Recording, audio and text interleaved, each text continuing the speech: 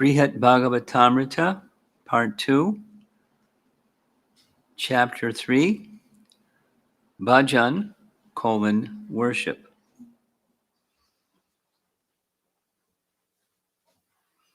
Text 168.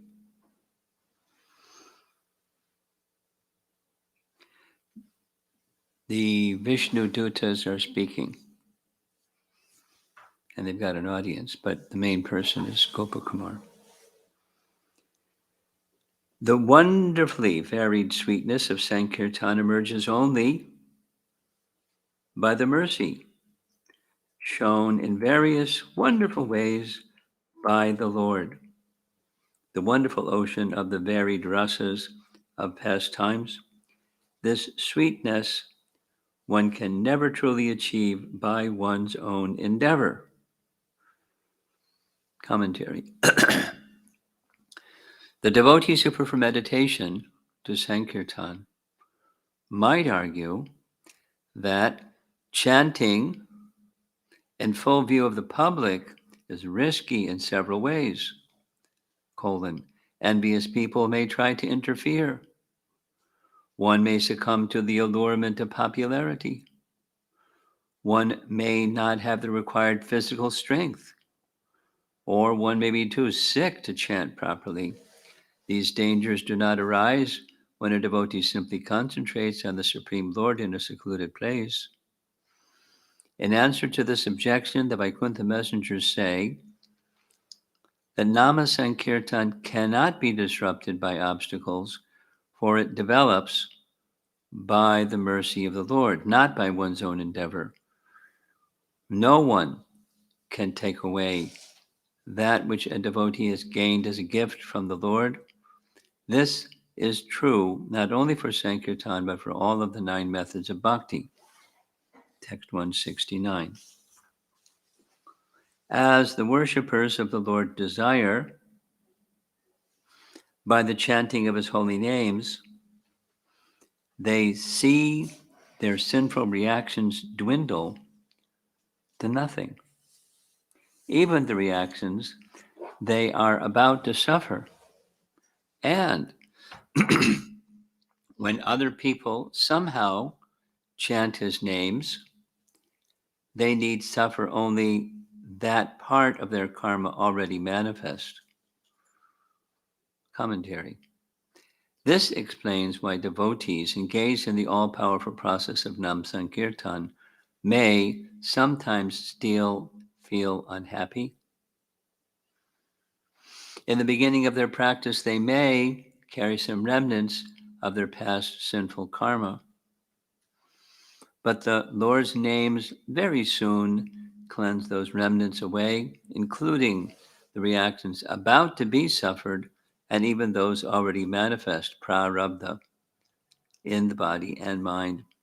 Only if devotees, for some reason, want to keep their karma, is that karma not removed. Far out. As the Lord says in Sri Hari Bhakti Sudadaya, quote, the cycle of karma I have described is insurmountable for the demigods and the demons. But know that mortals empowered by my devotional service have already escaped it, unquote. Sometimes non-devotees chant the Lord's holy names casually or unintentionally. If they somehow avoid offenses in their chanting, they too are absolved of their sinful reactions, except for their prarabdha karma, the reactions already manifest. These they must suffer, and by that suffering their prarabdha karma also is depleted. Text 170. The great souls who spontaneously serve the names of Lord Hari fear to reveal the vast treasure of his confidential devotional service, so they behave in peculiar ways to show their own faults and unhappiness. Commentary. What about advanced worshippers like Bharat Maharaj, whose impending sinful reactions apparently kept going on? We should understand that when saintly devotees like Bharat, deeply absorbed in the moods of loving service to the Lord, seem to exhibit material attachment, as when Bharat became obsessed with the care of a fawn, and when they seem to fall into bad association and miserable conditions, as when Bharat took his next birth as an animal, they are only pretending to be materially affected in order to keep the confidential moods of devotional service hidden from public view. Such devotees would rather be treated with undeserved contempt than honored and worshipped. 171. All the devotees of the Lord are freed from contamination and misery simply by the sankirtan of his names. Yet, some devotees, as disturbed by compassion as the Lord himself act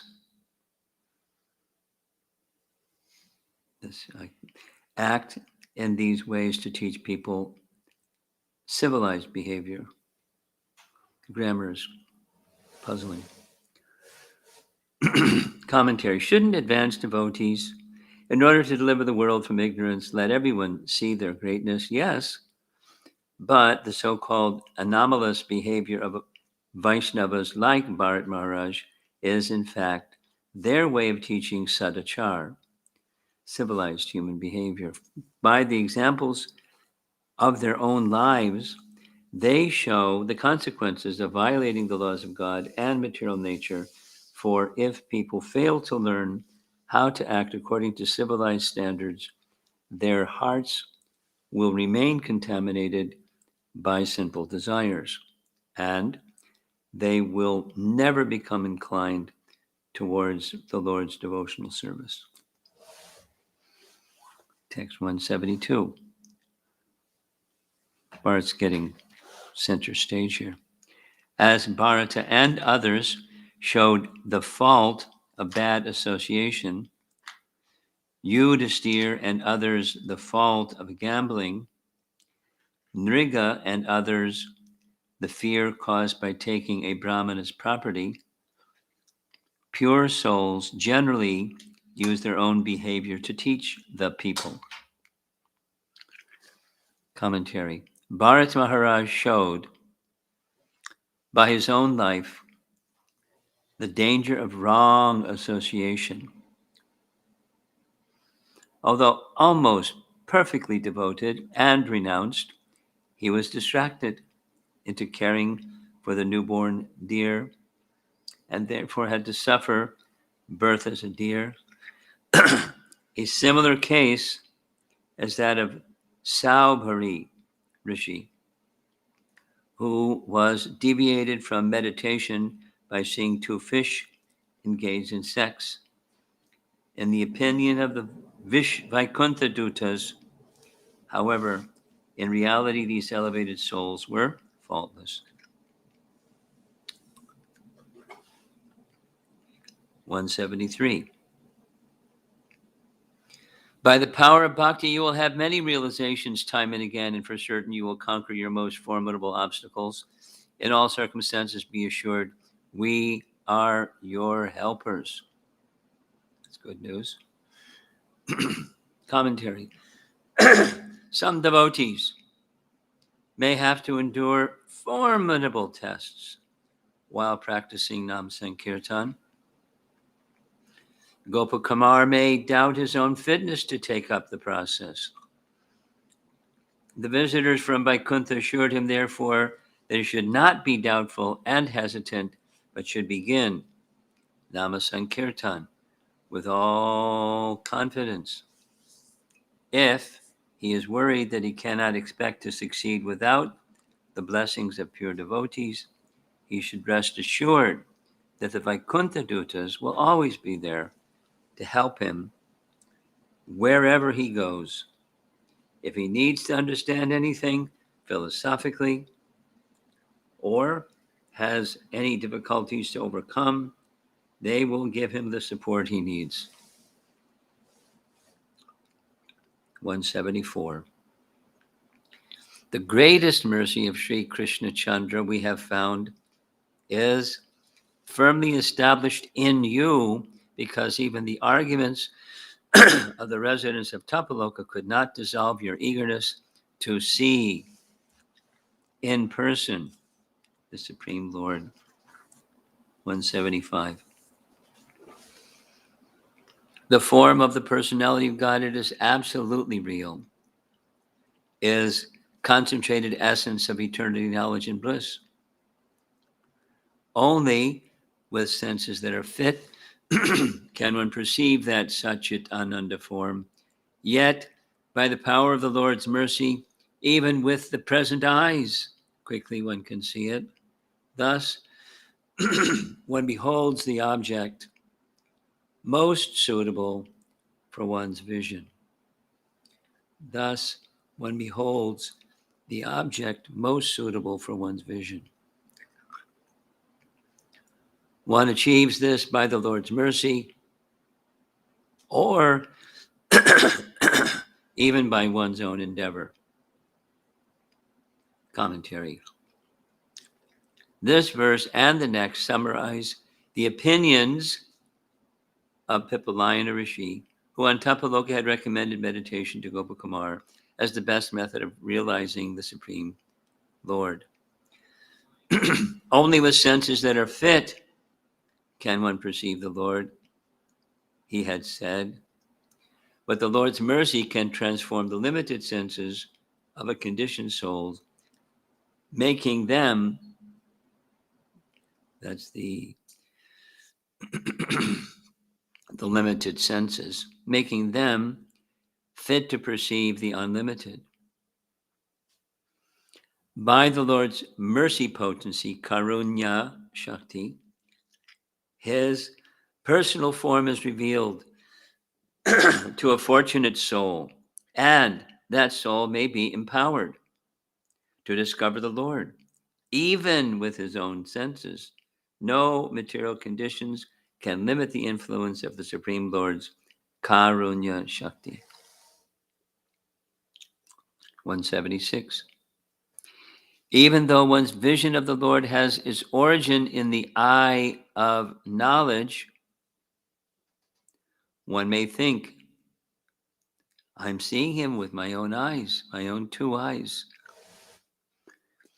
This simply indicates the power of Krishna's mercy, by which the devotee feels his own special joy unfurl.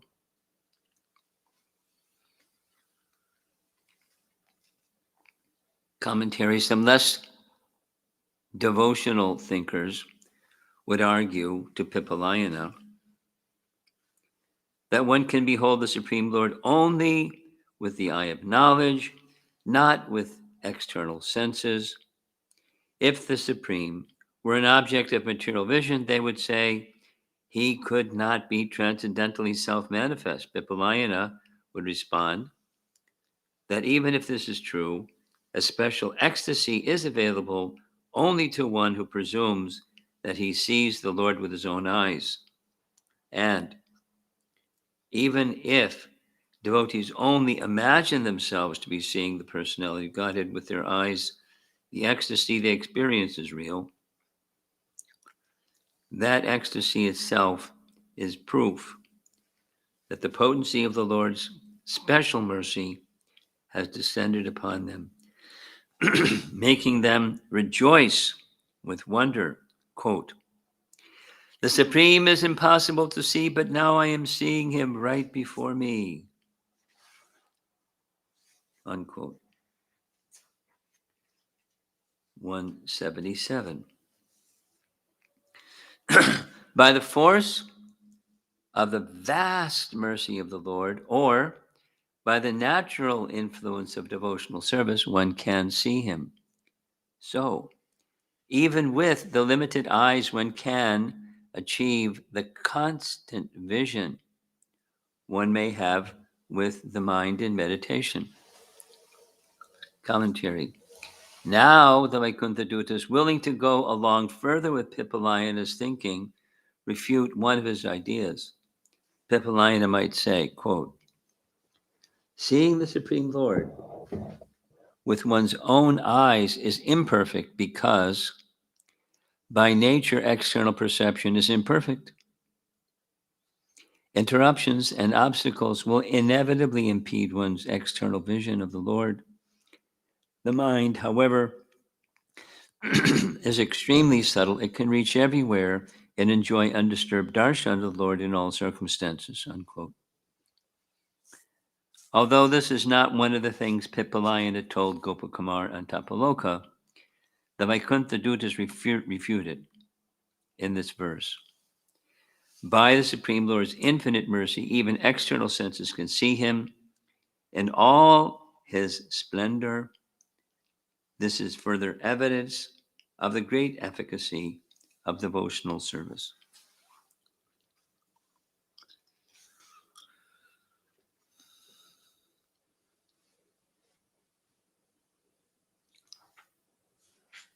Getting quite a lesson here.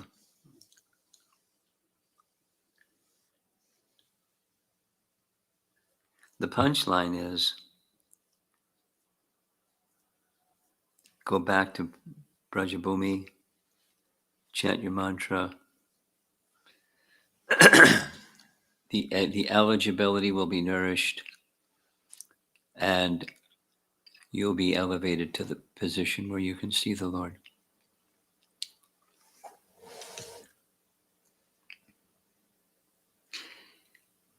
(178) If this were not so, by no means would one be able to see the self-effulgent supreme controller even within the mind. Good argument. When the Lord is worshipped in any manner, he bestows intense happiness, for he is the very embodiment of such happiness. Commentary. If the Lord's special mercy and the potency of devotional service were not the true causes of realizing him, even a mental vision of him would be impossible. For he is self-manifesting, never an object of sensory or mental perception, because he is the completely independent controller of everyone. No one can force him to reveal himself. A proponent of inner meditation may argue that by perceiving the Lord internally, the mind with its unlimited scope enjoys unlimited bliss, whereas the limited eyes can perceive only a small fraction of such pleasure. But the Vaikuntha Dutas reply that when devotees worship the personality guided by any of the methods of devotional service, whether by mental meditation or by direct perception and activity of the external senses, the Lord bestows intense happiness. In fact, according to the Taittiriya Upanishad, boundless pleasure is the very nature of the Supreme. Raso Vaisaha, Rasam Yevayam Labdva Nandi Bhavati. The Supreme is rasa itself. When a living entity obtains this rasa, he becomes blissful.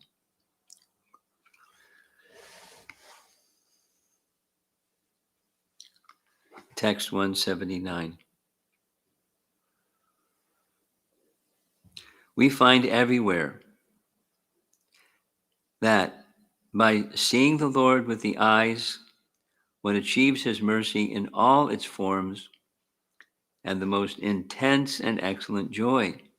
Indeed, to see him is the goal of hearing and of all other ways of devotional practice. Commentary. Superior to the fruits of realizing the Lord inwardly are the fruits of seeing the Lord with one's own eyes. Srimad Bhagavatam and other Puranas record how Vaishnavas like Kardama and Prahlad received abundant mercy from the Supreme Lord when they met him in person. On Tapaloka, the sage Pipalayana told Gopakumar about Sri Brahma's attaining similar mercy from the Lord through meditation. But that kind of success from meditation occurs only in a few instances. For a rare, fortunate person like Brahma. And the Vaikuntha messengers declare, besides that, the joy felt from directly perceiving the personality guided with his own senses is unequaled.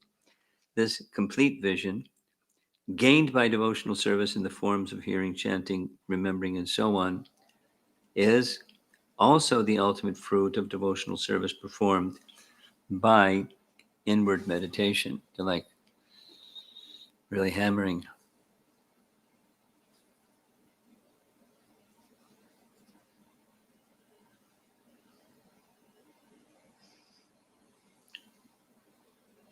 And yet there are people that hold this other view, not just, you mentioned, not just Tapaloka people.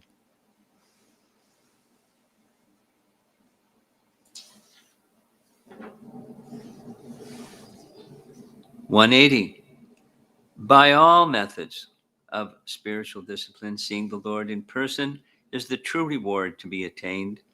That alone destroys illusion down to the root, so that pure love of God may flourish. Commentary. The direct vision of Lord Vishnu, being the supreme fruit of all endeavors, is preferable even to realization of the Lord by meditation. In fact, when one sees the Lord directly, one's forgetfulness of him, which is the root of all illusion, is destroyed. This is described in the first chapter of Srimad Bhagavatam, 1, 2, 21, which says, thus the knot in the heart is vidyante hridaya grantis, chidyante sarva samshaya. Thus the knot in the heart is pierced, and all misgivings are cut to pieces. The chain of fruit of actions is terminated when one sees the Lord as master. The entanglements of material work, the doubts and confusions of material consciousness, and the knots of material desire all encumber the conditioned soul. But when he again finds his dearmost friend, the Supreme Soul, he transcends all these anomalies. Paragraph. When one perceives the beauty and charm of prema for Lord Vishnu, the natural urge for pure love spontaneously arises in one's heart.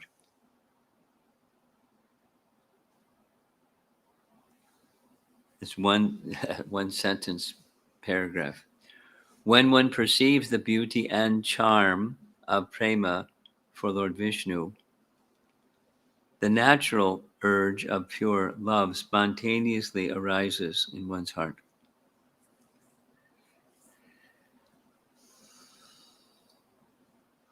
(181) Although devotees like Prahlad, the son of Kayadu, saw the Lord in their hearts, they always yearned to see him with their eyes.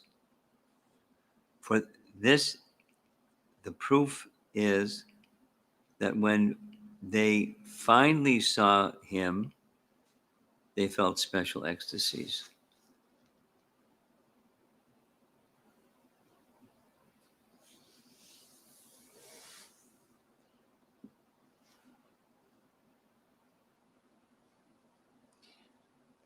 Commentary. The experiences of Prahlad and other great devotees should be taken seriously because sadachar, the behavior of elevated persons, is important evidence for judging what is of true value. According to Sri Hari Bhakti Sudodaya, it was after Prahlad first saw the Lord Nrsimha that Prahlad's pure love fully blossomed.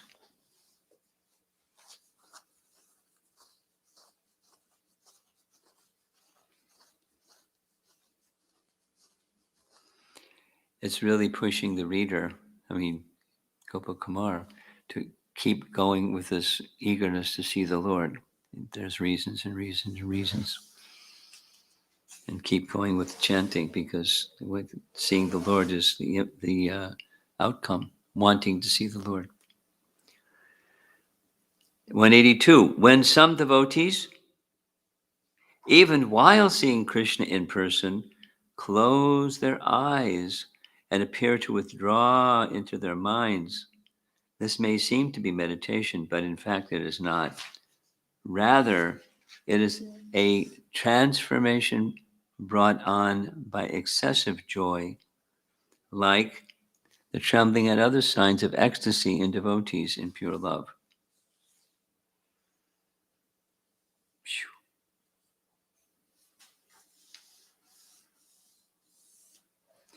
Commentary.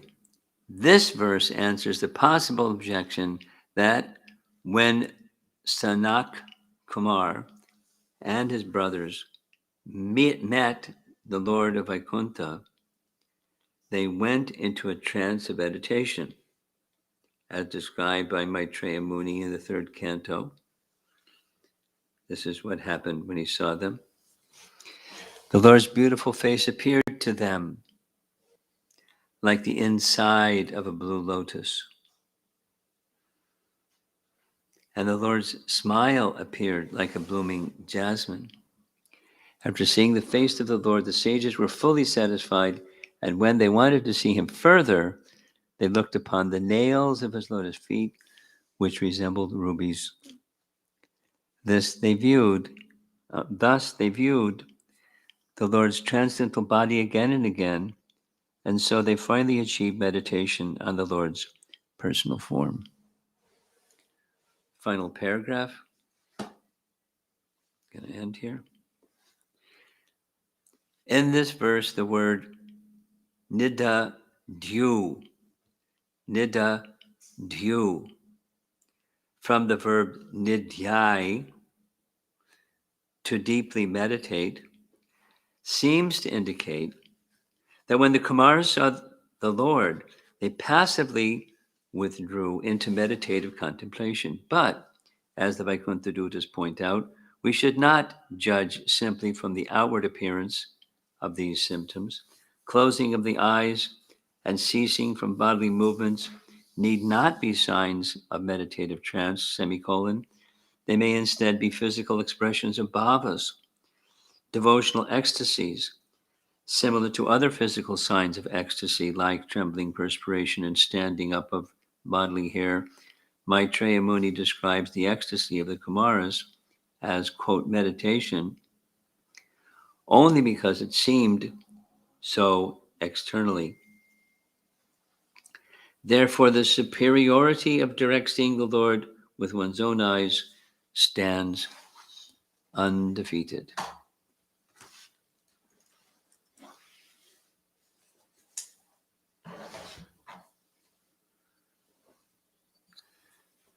It's a heavy book.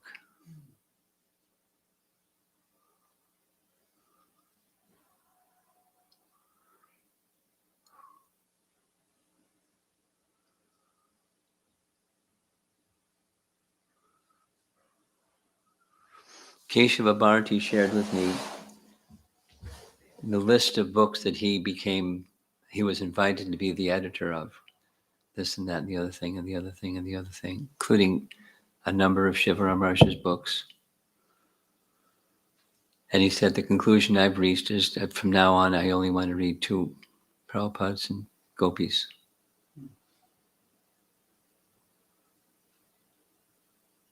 And he would give anecdotal examples, but his assessment was that he had such fidelity to Prabhupada. It was just incredible, dealing with all these very elevated topics, but with absolute fidelity to Prabhupada. He gave one example. I can't remember what there was a particular passage that he left blank because he didn't have realization of it. He had some intuition, but it wasn't sufficient for him, for his standard, to write. So he just paused out on that passage. He consulted with another friend who was like a very profound scholar, who gave the very same conclusion that he had reached with scriptural reference, and then he was satisfied. Very meticulous.